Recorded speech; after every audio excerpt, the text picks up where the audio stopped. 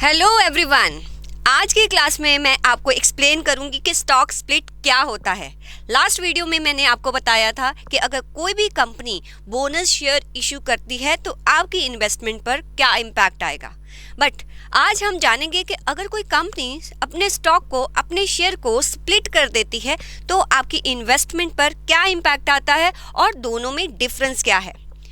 अगर हम देखें तो जब बोनस इशू होता है या स्टॉक स्प्लिट होता है तो इन्वेस्टर के हैंड में जो नंबर ऑफ शेयर्स होते हैं वो इंक्रीज हो जाते हैं।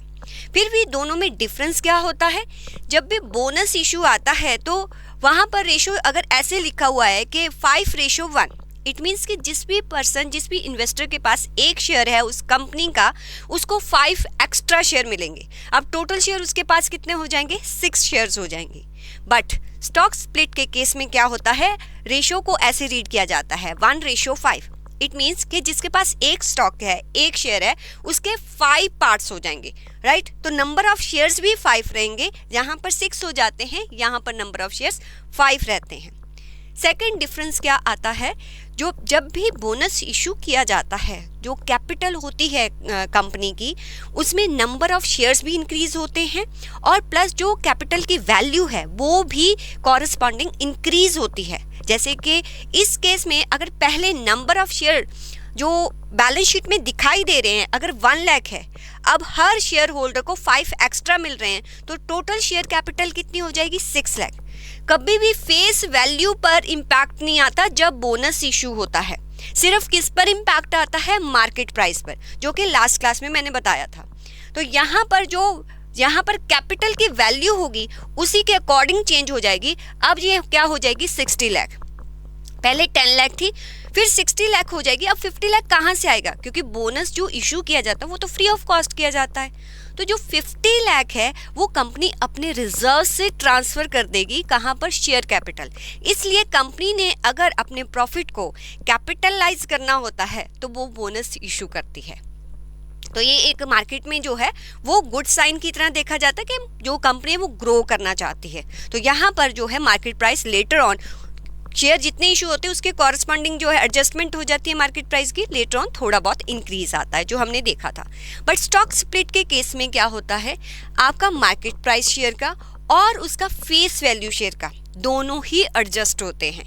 तो यहाँ पर जो है अगर कंपनी ने 1:5 की में जो है स्टॉक को स्प्लिट किया है, इट मीन्स कि जिसके पास एक शेयर था अब उसके पास 5 शेयर्स हो जाएंगे।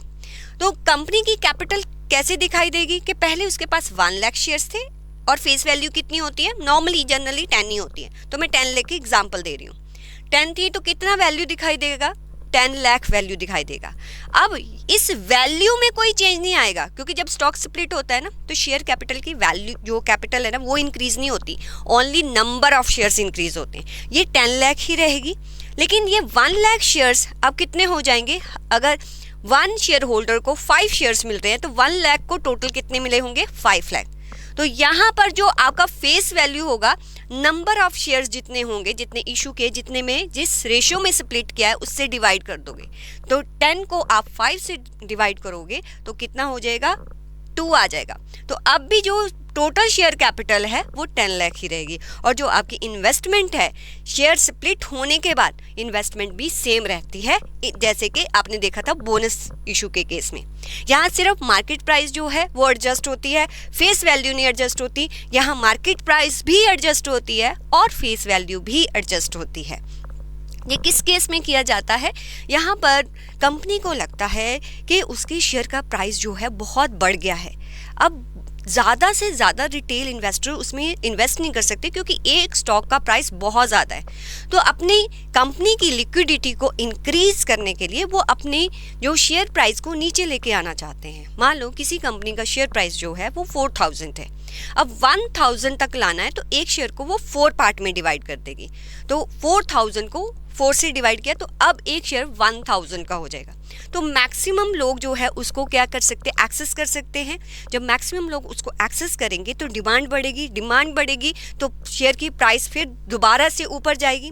देखो, ये जब स्टॉक स्प्लिट होता है ना, ये भी एक पॉजिटिव सेंटीमेंट देता है, क्योंकि इन्वेस्टर को लगता है कि अगर कंपनी ने अपने स्टॉक को स्प्लिट किया है तो अपने शेयर के मार्केट प्राइस को वो नीचे लेके आई है, तो मीन्स कंपनी को इतना कॉन्फिडेंस है कि ये लेटर ऑन ऊपर जाएगी।